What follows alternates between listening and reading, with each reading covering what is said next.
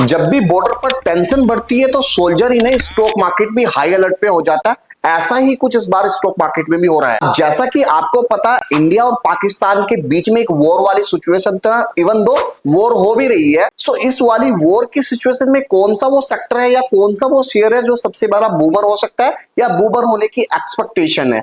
चलो मैं उसका शेयर का नाम बताता हूँ। शेयर है जेन टेक्नोलॉजी लिमिटेड। अब ये कंपनी करती क्या है? बैटलफील्ड सिमुलेटर बनाती है, ड्रोन सिस्टम बनाती है और सर्विलेंस रडार बनाती है। और जब भी कैसी टेंशन एस्केलेट होती है तो ये वाला शेयर सबसे बड़ा बूमर होता है। अगर मैं जेनटेक की बात करूं तो शेयर आज 5% अपर सर्किट पे क्लोज हुआ, जिसका प्राइस था 1406 रुपए। अगर ऐसी ही सिचुएशन या ऐसा ही वॉर जोन कंटिन्यू हुआ तो जेनटेक का शेयर भी रॉकेट बन सकता है। अब मैं दूसरे शेयर की बात करूं तो दूसरा शेयर है बीडीएल भारत डायनेमिक लिमिटेड। अब ये शेयर मिसाइल मैन्युफैक्चरिंग का असली बॉस है। आकाश, पृथ्वी और नाग जैसी बड़ी बड़ी मिसाइल्स बनाता है। तो ऐसा नहीं है, बीडीएल ने भी करीब 5.5% का रिटर्न दिया आज की मार्केट में, तो जो करीब 1534 तक पहुंचा है। तो एनालिस्ट की बात करूं तो एनालिस्ट का 1650 का टारगेट दे रहे हैं। अब चलो तीसरे सबसे सॉलिड प्लेयर की बात करूं तो वो तीसरा सबसे सॉलिड प्लेयर है भारत फोर्ज लिमिटेड।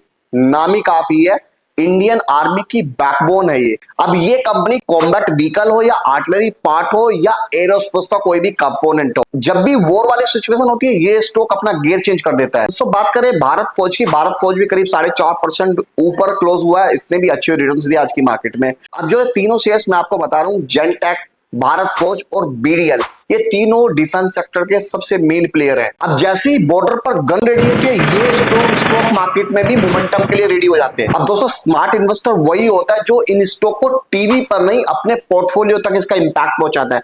अगर आप भी ऐसे स्टॉक को फाइंड आउट करने के लिए सोच रहे हैं या ऐसे स्टॉक कैसे पिक कर सकते हैं, तो राइट इन्वेस्टर मेरठ का नंबर 1 इंस्टीट्यूट है। Join the right investor.